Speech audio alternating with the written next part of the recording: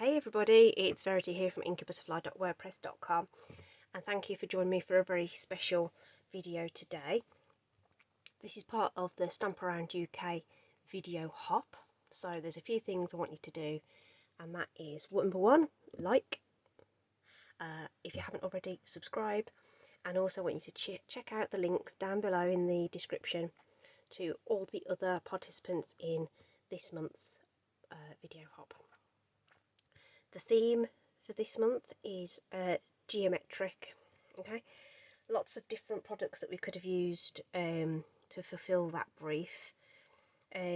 So as you can see, I've opted to use the stitched triangles dies. These are just amazing.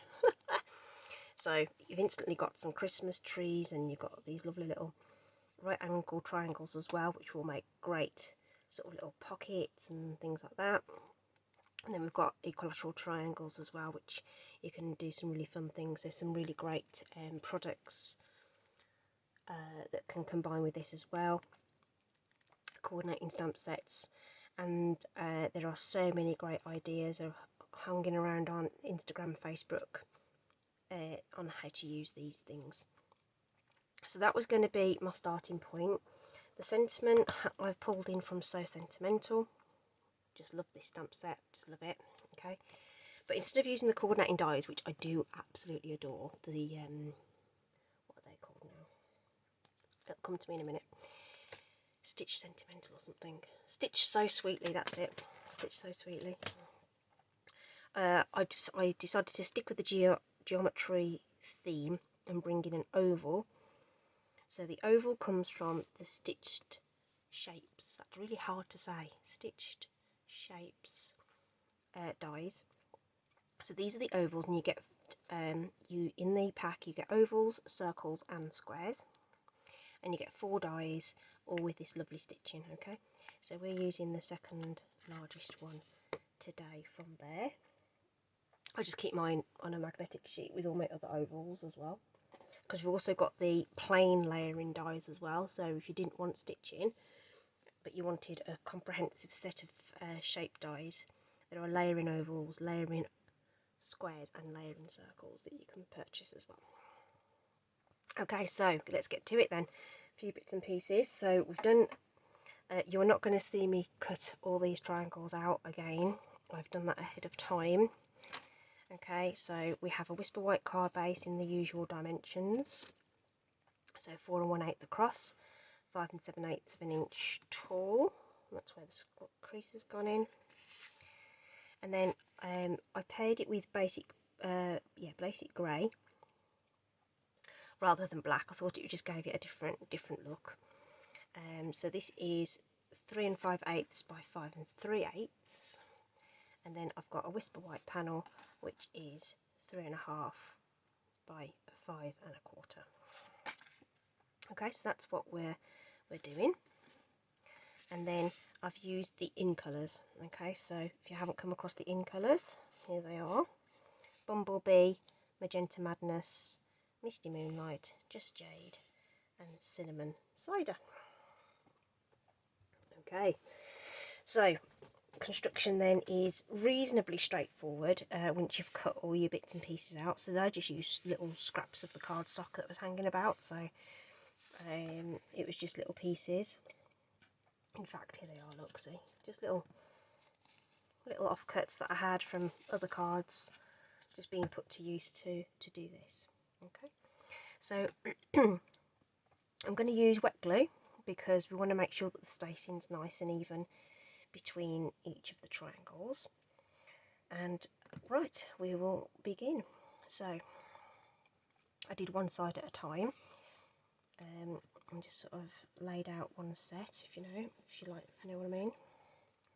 So I'm going to get the glue on, because the glue won't dry straight away. We can get them prepped, and then we can get them onto the card. Okay, so a little bit of glue on these, just like that.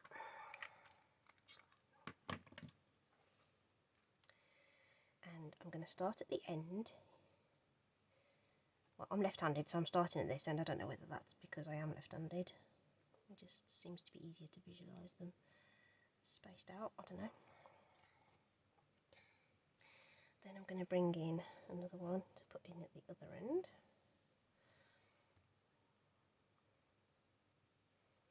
Okay, so I'm trying to make sure that that bottom edge, that gap, border, that's probably a better word, border, is kind of even. And then I'm going to put the middle one in, right, so that seems a little bit bonkers, right, but it helps you with the spacing. So if you use the grid paper if you've got it, or get some lined paper or something that you can line up your piece of card on, so you can roughly see where the centre is. Okay, and it's, so I've lined it up with that dark line there, you see, and I'm going to put the middle one in, and that means that when you can, if you're slightly wonky as you go across, you're going to end up with a gap at the end, but by securing your ends and making sure the middle is centre, you should find that it's easier then to place these ones in the middle of these two. Just visually, I'm not measuring that in any way, shape or form. Oh, life's too short for measuring stuff, right? Once your layers are done and you've got all that done, you don't want to be doing measuring. Okay, so that's cool. There's a little bit of glue that's ended up on the top of that, so I'm going to use a glue eraser to rub that away. Okay, so now what we need to do is twiddle it round and repeat. Easy peasy. Okay, so it's just a little bit of fun. Because it's got lots of colours on it, it'll probably suit all sorts of things. It probably looks a bit like a banner as well if you wanted to have it landscape. So if you wanted a sort of birthday party invite or something like that, you could do that. So yeah, same again. And I've opted to keep the points the same colour opposite each other. You could have changed it around if you wanted, but I like the symmetry. So again, get into that middle one, and I'm actually looking at where that one is at the top there as well, so that will be cool. And then the last two. Really nice and easy. So I had so many ideas for this hop. I kept changing my mind on what I was going to do. But anyway, I rested on this one in the end. This was the first one that I actually prototyped and committed to, so I went with it. Oops. So that is one thing with the wet glue, obviously. It doesn't grab straight away, so just be careful when you manipulate it that you don't knock those out of place.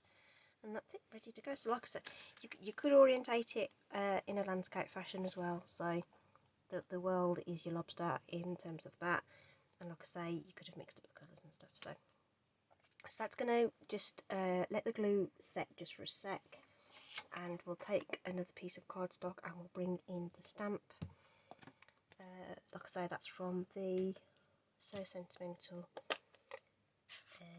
stamp set, and this is basic grey ink.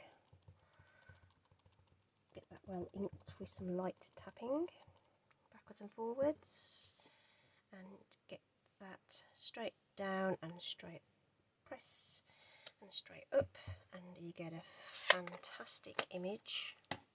The red rubber on these is just, you can see how much I've used it, see how battered it is. It's just had so many layers of ink on it, and wash it off every time, but you can tell it's been well used. Okay, so we just need to get that die cut with the with that oval die. So I'm going to use my magnetic platform because it's amazing, and it's fab that you can line them up and you know they're going to be straight. So I just need a top cutting plate on there, so get my other plates and roll that through.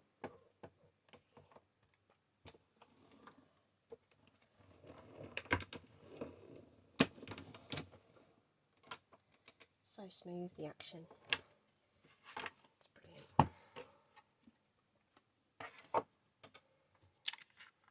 And out it comes. Nice as pie.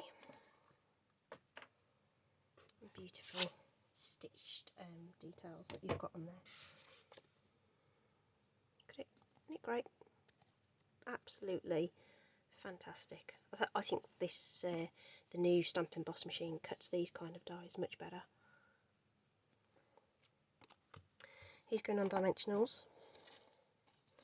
Got some little scrap pieces from an old used up sheet, which will be perfect. There we go. Don't throw away those edging pieces, they're really useful. So that will be ready enough to layer up now. So we'll just get our Stampin' Seal.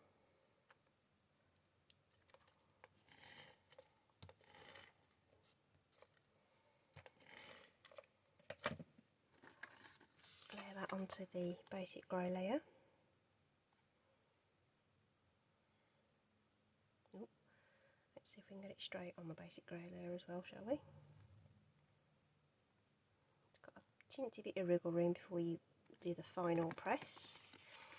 Now on the original sample, pink was at the top. Let's have blue at the top this time. I am going to stick this flat. You could put it up on dimensionals if you want some extra dimension.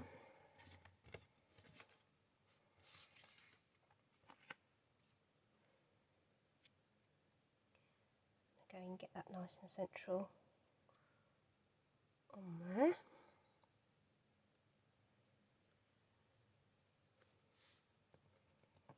Give that a good press. And with the 10th fold card, I like 10-fold cards, as long as that crease is nice and sharp, that will stand up. And then all we need to do is add our sentiment there. Okay, and I just had it across the top. I mean, you could do it across there or there. I like it in the middle, personally. But on your card, you can decide where you want that to go. So there we have it. Really nice and easy. Make sure you click on the description and look at everybody else's as well. I'm not going to put any bling on it or anything, so you could go to town, add in stuff if you've got a more feminine theme with more feminine colours maybe. You could add bows and rhinestones and all sorts. So just a basic card design using a geometric theme for you there. You're featuring the stitched triangles and the stitched shape dies in the oval, and I think that's really nice. Hope you agree. Take care everybody, thanks for stopping by, and I'll see you again soon. Okay, take care, bye.